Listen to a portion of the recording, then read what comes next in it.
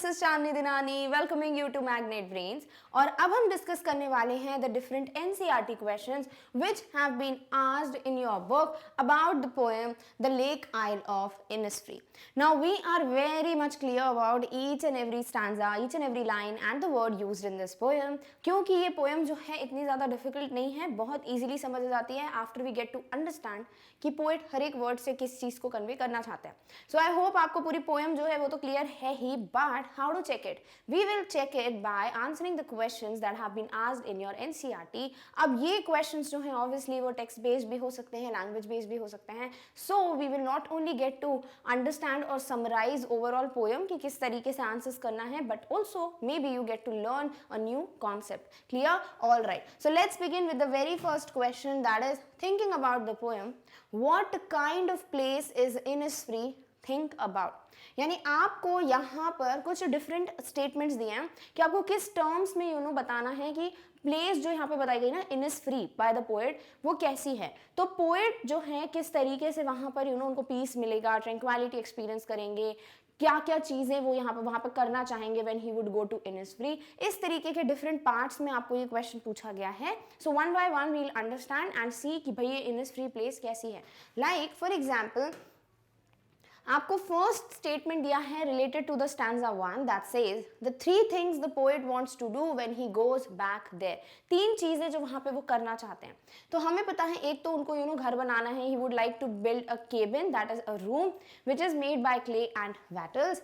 Then वो जो है 9 बीन ऑफ रोज जो है ग्रो करेंगे to eat it, and also एक बीहाइव या हनी बी जो है जिसमें रहते हैं दैट इज बीहाइव, वो रखेंगे ताकि he can consume honey from it. तो दीज आर थ्री थिंग्स जो फर्स्ट स्टैंजा में हमको बताई गई है। क्लियर? So the three things the poet wants to do when he goes back to Innisfree are, first of all, he wants to build a small cabin of clay and wattles. तो वो clay और wattles को use करते हुए he would like to make or build a room for himself. Then he wants to have 9 bean rows there. उनको क्या खाने के लिए क्या चाहिए रहेगा? कुछ ना कुछ, राइट? तो क्या कंज्यूम करेंगे वो? 9 beans of rows grow कर 9 rows of bean grow करेंगे. And he would wants to have a hive for the honey bee. और जो honey bee का hive होता है वो भी वो रखना चाहेंगे so that he can consume honey from it. Clear? तो ये तीन चीजें हैं जो कि stanza 1 में हमको बताई हैं particularly, like what are the things that poet would love to do or he would like to do when he would reach Innisfree. Clear? All right. Next पूछा गया है what he hears and sees there and its effect on him. क्या क्या उनको सुनाई देता है और क्या क्या वो देखते हैं और उसकी वजह से उन पे क्या इफेक्ट पड़ रहा है। देखो नंबर 1 उन्हें क्या क्या सुनाई देता है, तो यहाँ पे बोला है ना कि क्रिकेट का जो साउंड है दैट इज जो इंसेक्ट क्रिकेट है उसका जो साउंड है वो उनको बहुत अच्छे सुनाई देगा। ऑल्सो क्या क्या देखेंगे वो में जो ब्रिलियंस है of midnight, then purplish glow of the noon, then उसके बाद linnets flying in the sky in the evening, morning जो है वो व्हील पहनी हुई है तो क्लाउडी दैट सिनेरियो, ये सब चीज़ें उनको देखने को मिलेगी। And both of them that is whatever he will be able to listen and whatever he will see will have a very beautiful calm peaceful effect on him. और वो बहुत ज़्यादा खुश होंगे वहाँ पर, और वो जो ट्रैंक्विलिटी वो चाहिए थी उनको एक्सपीरियंस करने के लिए that he will be able to experience. Clear? All right. So he hears the cricket sing. तो जो क्रिकेट इंसेक्ट है उसका साउंड जो है वो जब वो गा रहा है इट सिंग्स, वो चीज जो है उनको सुनाई देगी। And sees the midnight glimmer with beauty, he sees the sky glowing purple at noon, watches the evenings full of the linnets wings, and all of this will have a positive effect on him and he feels happy and gets peace of mind. तो यहाँ पर what he gets to hear वो हो गया इसका answer. क्या क्या देख पाते हैं वो? तो midnight glimmer with beauty, then जो स्काई ग्लो कर रहा है, जो पर्पलिश ग्लो है नून में, that glow he will be able to see. Then he would watch, during evenings की जो linnets birds हैं, they are flying in the sky, and all these things जो है उसकी वजह से होगा क्या? Obviously this is something positive for poet, so it would have a positive effect on him, and he would be very happy and at peace, या फिर उनको जो peace of mind है वो मिल जाएगा after he listens to the sound of cricket and also after he observe these different scenarios. Clear? All right. Next is what he hears in his heart's core even when he is far away from Innisfree, जो कि last stanza में बताया गया है ना कि जब वो पेवमेंट्स ग्रे या रोडवेज पे खड़े होते हैं, he can hear that sound of water, lapping sound of water जो कि हिट करता है द शोर। तो वो जो साउंड है वो उनको सुनाई देता है in his hearts core, that is in deep within in his heart. Clear? So the poet hears the lake water lapping by the shore at low sounds in his heart's core, even when he is far away from Innisfree. Although he is not present at this particular place, but he is there in some city, but वहाँ पे भी he can is hear that sound जो कि कौन कर रहा है, the sound produced by the water that hits the shore. तो वो जो lapping sound है, वो जो sound है उनको सुनाई देगा even if he is not there in Innisfree or he is very far away from Innisfree. Clear? All right. तो ये कुछ ways थे जिससे आपको तीनों stanzas में से Innisfree के बारे में क्या पता चलता है वो पूछा गया था. Done? All right. Next is, by now you may have concluded that Innisfree is a simple, natural place full of beauty and peace. कैसे बोल रहे हैं by now you would have concluded? Because ये जो तीनों चीजें बताई ना stanza 1, 2 और 3 में से कि क्या सुनाई देता है, क्या दिखता है पोइट को, क्या इफेक्ट होगा उन पे, तो इन सब चीज़ों से क्या समझ आता है कि ये जो Innisfree प्लेस है definitely it's simple, it's natural and it's full of beauty and peace because nature है वहाँ पर. तो दैट इज समथिंग जो कि आपको यहाँ पे दिख रहा होगा. ऑल्सो ये जो वर्ड्स हैं वो आप अपने आंसर्स में भी यूज कर सकते हो about the place Innisfree because directly आपकी एनसीईआरटी में गिवन है. Done? All right. How does the poet contrast it with where he now stands? तो जब stanza 3 में वो बोलते हैं ना whenever I stand on this grey pavements, तो वो जो है किस तरीके से contrast या comparison बता रहे हैं how this place Innisfree which is simple natural place full of beauty and peace different from the place where he stays right now. That is जब वो बोल रहे हैं ना कि जहाँ पे मैं खड़ा रहता हूँ मुझे फिर भी सुनाई देती है आवाज़, तो वो जो सिटी है उससे कैसे वो कंट्रास्ट करते हैं that is been asked to you. तो वो जो बोल रहे हैं ना ग्रे पेवमेंट्स, तो ग्रे में भी आप ऐसा बोल सकते हो, एक तो वो सीमेंट की बात कर रहे हैं बट ऑल्सो क्या इंडिकेट करना चाहते हैं वो कि ये प्लेस जो है वो इतनी ज़्यादा लाइवली नहीं है, लाइफलेस है और बोरिंग है, या फिर वो जो है पीस जो है मिसिंग है in this place. Clear? All right. So let's answer this question. So the natural beauty of Innisfree is used and explained in contrast with the roads and pavements in city. किससे compare किया गया है? जो natural beauty पूरी बताई है Innisfree की stanza 1 और 2 में, उसको कंपेयर किया या कॉन्ट्रास्टिंग वे में बताया है. ऑपोजिट चीज जो बताई है वो क्या है? That is roads and pavements in the city. यानी जहाँ पोइट स्टे करते हैं दैट इज किसी सिटी में, वहाँ के जो रोड्स और पेवमेंट्स हैं उससे जो है कंपेयर किया है पोइट ने natural beauty of this place Innisfree को. Grey pavement show the lack of colours and liveliness of the place. Colors are what? They are like वो जो वाइब्रेंट चीज होती है या फिर वो एक जो लाइफ दिखती है कलर्स में दिखती है. Also black and white are beautiful but यहाँ पर जो ग्रे कलर बताया है that is something to indicate that वो लाइवलीनेस मिसिंग है. वो जो लैक ऑफ कलर्स हैं वो ये बताते हैं there is lack of life there. तो ये जो ग्रे पेवमेंट्स हैं पर्टिकुलरली ग्रे वर्ड जो है that tells you the lack of colours and liveliness of the place. Clear? तो यही जो कॉन्ट्रास्ट है वो बताया गया है कि भाई ये जो Innisfree है वो तो ब्यूटिफुल है, ये बहुत अच्छी प्लेस है, पीस मिलता है वहाँ पर, बट जो सिटी है वो ग्रे पेवमेंट्स के थ्रू ये बता रहे हैं पोइट कि वहाँ लैक ऑफ कलर्स है. Clear? All right. Next is, do you think Innisfree is only a place or a state of mind? Does the poet actually miss the place of his boyhood days? तो यहाँ पर ये बोला गया है, what do you think? कि Innisfree जो है वो सच में एक प्लेस है या फिर it's just a state of mind या फिर एक इमेजिनेशन है ऑफ द पोएट.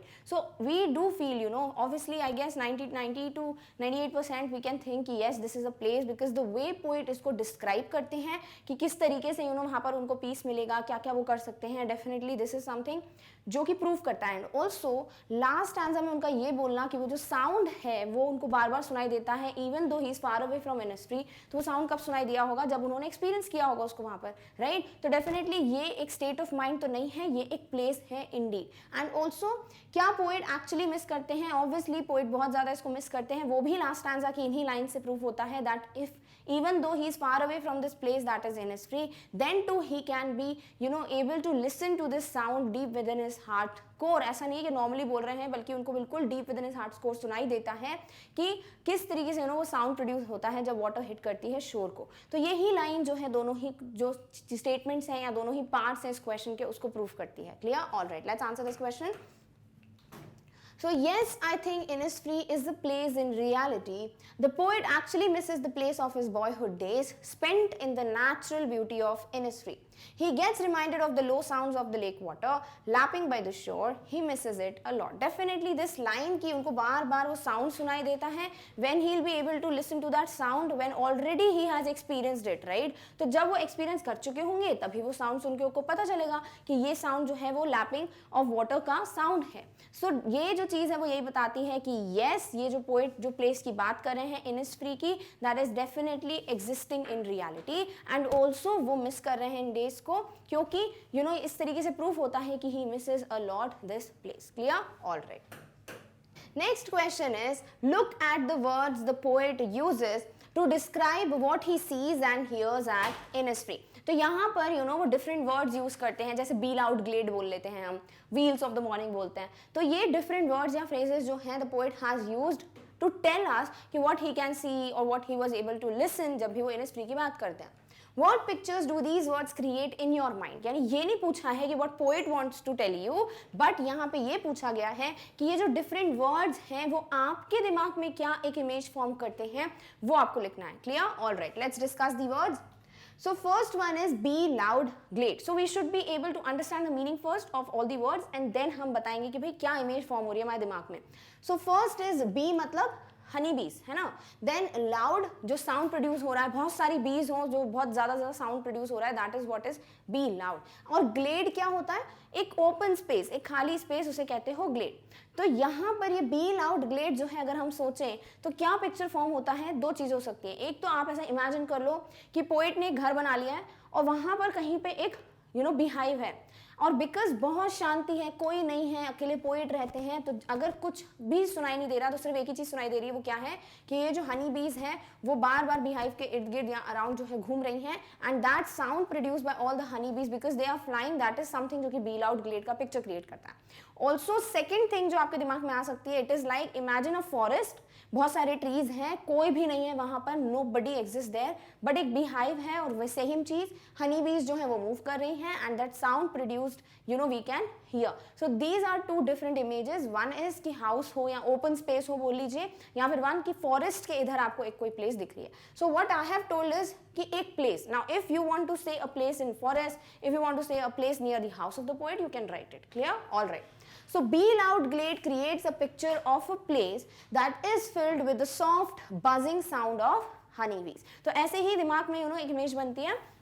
एक कोई प्लेस है, ओपन प्लेस है, it's empty, nobody is there, but there is this beehive, और जो हनी बीज है उनका बजिंग साउंड जो होता है, वो जो बज साउंड होता है उनका, वो साउंड जो है हमको बहुत क्लियरली सुनाई दे रहा है. So this is the image being created by this very first word. Clear? All right.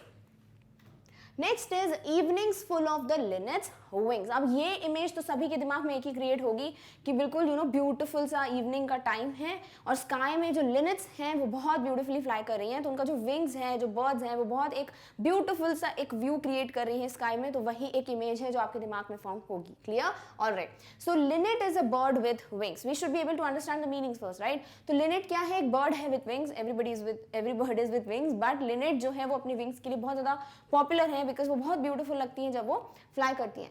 When it flutters its wing, जब वो अपने पंख जो है वो फड़फड़ाती है, it looks beautiful. It indeed looks very beautiful. तो लिनेट जो है वो जो एक ब्यूटीफुल जो सीन क्रिएट कर रही होगी स्काई में, दैट इज समथिंग जो कि एज अ इमेज फॉर्म होगी हमारे दिमाग में.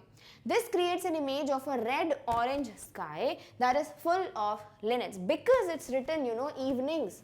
तो इवनिंग के टाइम पे क्या है, सन ऑलरेडी सेट हो चुका है, तो उसके बाद क्या होता है, बहुत ही ब्यूटीफुल सा ऑरेंजिश येलोइश कलर का एक स्काई में कलर दिखता है, बहुत ब्यूटीफुल लगता है वो. उसमें आपको क्या दिख रहा है कि वहाँ पर लिनेट्स जो है वो फ्लाई कर रही हैं. तो ये एक इमेज है जो कि हमारे दिमाग में फॉर्म होगी. Linnets are beautiful birds that add up to the scenic beauty of a place when they flutter their wings and fly. Although जो ये orange yellow sky है, it's already very beautiful, but when these linnets are flying in the sky, जो ये beauty add कर देती हैं, they add additional beauty to it. वो जो image है वो create होती है हमारे दिमाग में. Clear? So this is how जब हम सोच ही रहे हैं तो हमको इतना beautiful सा view समझ आ रहा है, तो जो poet बोलते हैं कि उनको peace मिलेगा इससे, वो definitely सही है. Clear? All right. Next is lake water lapping with low sounds. Now this is the easiest one. ये बहुत easily आप form कर सकते हो दिमाग में इमेज. क्या है? लेक है कोई, वहाँ पर जो शोर है वहाँ पानी एकदम से हिट कर रहा है और एक साउंड प्रोड्यूस होता है. That is what is lake water lapping with low sounds. If you have been to a beach or something, तो फिर डेफिनेटली ये इमेज और ब्यूटीफुली आपके दिमाग में फॉर्म हो चुकी होगी. Clear? So lake water lapping with low sounds led us to a peaceful scenario where the waves strike and lakes shore to create a pleasing and soothing sound. तो वहां पर wave strikes the lakes shore. तो ये जो waves हैं, जो पानी की लहरें हैं, वो क्या कर रही हैं, वो एकदम से strike कर रही हैं किसको, shore को, किनारे को, and because of that एक बहुत beautiful सा soft सा sound produce हो रहा है. And imagine nobody is there, you are just sitting there, you know, near a lake, या फिर आप किसी बीच पे बैठे हैं and you can hear that sound. तो वो कितना peaceful होगा. So this जो इमेज है या फिर ये जो एक सॉर्ट ऑफ ऑडिटरी जो क्रिएट हो रही है इमेज, वो क्या है कि वो साउंड जो है बहुत ही ब्यूटीफुल सॉफ्ट सा साउंड होगा बिकॉज पानी टकरा रहा है शोर से. दिस इज समथिंग जो कि एक इमेज क्रिएट होती है हमारे दिमाग में. Clear? So these are different things जो कि पोएट जो है यूज करते हैं words to create a beautiful image in readers mind. Done? Alright. Next is look at these words. Peace comes dropping slow, यानी कि पीस जो शांति वो धीरे धीरे आती है. ऐसा नहीं कि एकदम से आपको बहुत ज्यादा पीस की एक्सपीरियंस हो जाती है. It takes time.